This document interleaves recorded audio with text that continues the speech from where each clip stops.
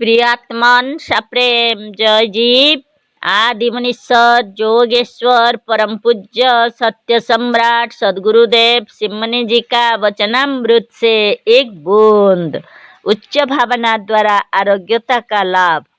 कोई एक विद्वान का कथन है कि पशुओं को अपना भोजन पचाने के लिए ना औषधि खाने की आवश्यकता पड़ती है ना कसरत करने की। प्रकृति ने स्वयं ऐसा प्रबंध किया है कि प्रत्येक प्राणी को भोजन उपार्जन में इतना परिश्रम करना पड़ता है जो भोजन पचाने के लिए पर्याप्त है। मनुष्य भी यदि अपने भोजन का उपाय अपने हाथों से करे तो उसे भी उसको पचाने के लिए कसरत करने या औषधि खाने की आवश्यकता नहीं पड़ेगी। जैसे भोजन के लिए आप स्वयं खेती करें, गेहूं खेत से काटे पीसे अपने हाथों से पानी भर लावे, इस तरह से अपना सब काम अपने हाथों से करने पर मनुष्य को भोजन पचाने के लिए औषधि या कसरत की आवश्यकता नहीं पड़ेगी। कसरत भी प्राकृतिक नहीं है, कोई पशु कसरत नहीं करता। कसरत मनुष्य ने अपनी बुद्धि से निकाली है। पशुओं को आपसे आप अपना भोजन पचाने के लिए औषधि या कसरत की आवश्यकता ना पड़ेगी। कसरत भी प्राकृतिक नहीं है, कोई पशु कसरत नहीं करता। कसरत मनुष्य ने अपनी बुद्धि से निकाली है। पशुओं को आपसे आप अपना भोजन ढूंढने में इतना परिश्रम पड़ जाता है कि कसरत करने की आवश्यकता नहीं रहती, पर मनुष्य ऐसा नहीं करते, इसी से रोगी देखे जाते हैं। यह बात भी ठीक है कि मेहनत करना आवश्यक है, पर यह बात सर्वथा निभ्रांत नहीं है। मनुष्य पशु नहीं हो सकता। मनुष्य जोनि केवल खाने और मेहनत करने के लिए ही नहीं है। मनुष्य जोनि ज्ञान उपार्जन द्वारा आत्मिक उन्नति के लिए है और आध्यात्मिक जीवन में शरीर से उतना काम नहीं लिया जा सकता। अतः मनुष्य को चाहिए कि अपनी आत्मा को उस परमात्मा में जोड़ दे जो सारे संसार को अपने में लीन करके पचा लेता है। जोगीराज शंकर जी ने इसी अपने स्वरूप के ध्यान से वाचिंतन से कालकूट ऐसे विष को भी पचा लिया था। तुम सर्वदा वही सोचते रहते हो कि हमारे पाचन शक्ति दुर्बल है, इसी भावना ने तुम्हारी पाचन शक्ति को दुर्बल बना दिया है। भावना का प्रभाव कितना पड़ता है, भावना के प्रभाव से कितने लोग रोगी हो जाते हैं, इसका अनुभव सभी पढ़े लिखों को है। तुम भावना करो कि हमारे पेट में, हमारे भीतर उस आत्मा का निवास है जो कालकूट विष को भी पचा सकता है। भीतर निवास है, यह भी निम्न कक्षा की भावना है। तुम स्वयं वही हो जिसमें सारा संसार लीन होकर पच जाता है। यदि तुम्हारे पेट में बीमारी है तो ब्रह्म ज्ञान का उपार्जन करो, बीमारी अच्छा हो जाएगा। नित्य उठकर भावना करो कि हमारे पेट में वही शक्ति है जो अगस्त ऋषि, भीम, कुंभकर्ण और महादेव जी के पेट में थी। भावना करो कि हमारा पेट दुर्बल नहीं है, हम महादेव है, तुम भी निरोग हो जाओगे। मनुष्य केवल औषधियों या प्राकृतिक नियमों का पालन कर निरोग नहीं हो सकता।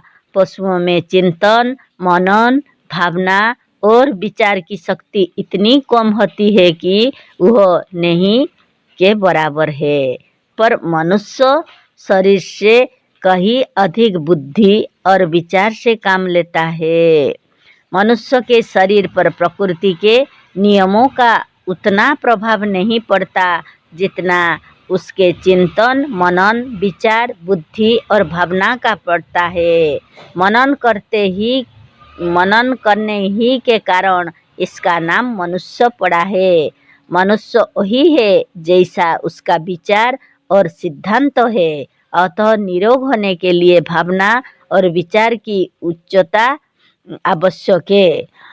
हम जीवात्मा है, शक्तिहीन है, रोगी है, यह नीच भावना है, इससे कुछ लाभ नहीं है।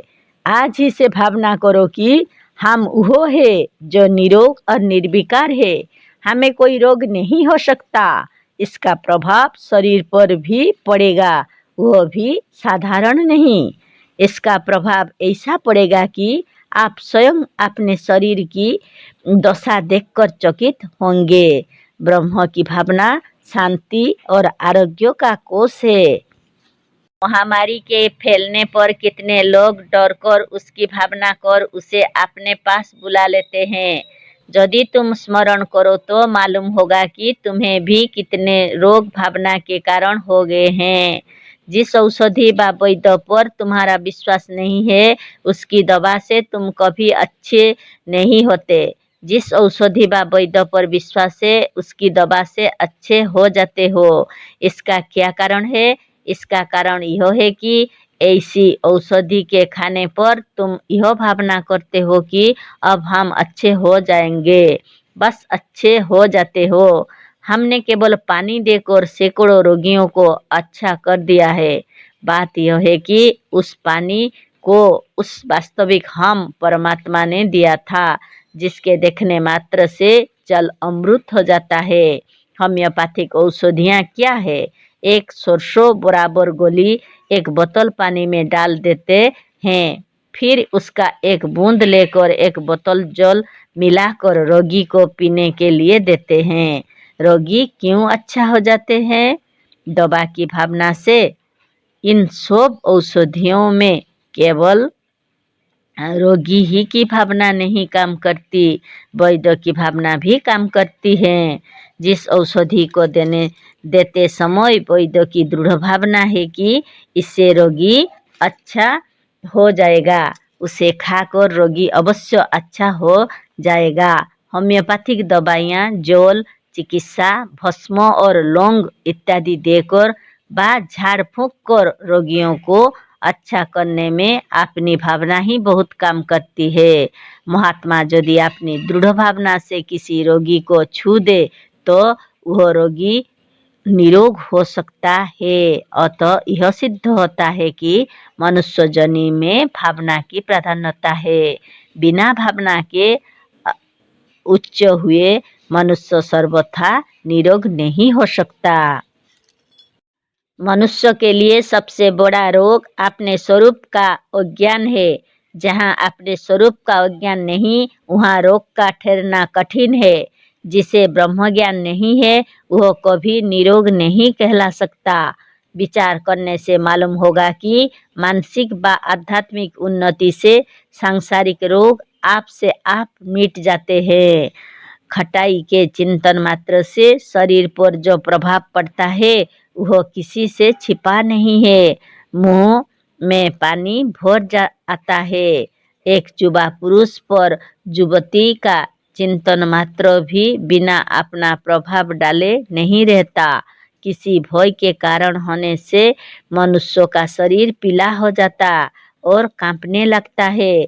इन सब बातों से मालूम होता है कि यदि हम किसी सच्चे निरामय निरोग और निर्विकार का नित्य स्मरण करें तो अवश्य निरोग हो जाएंगे। ऐसा आरोग्य का भंडार निरोग, निरामय और निर्विकार वह परमात्मा ही है, दूसरा नहीं। अतः उस परमात्मा का स्मरण, उसका चिंतन, उसकी भावना स्वास्थ्य रक्षा की सबसे अच्छी दवा है। केवल चिंतन से ही पूरा कार्य नहीं होगा, किंतु इस विश्वास के साथ चिंतन करे कि वह निरोग है, अतः उसके चिंतन से सारे रोग आप से आप नष्ट हो जाएंगे। योग और सच्चे ज्ञान से युक्त आत्मा ही परमात्मा है। जय जीव।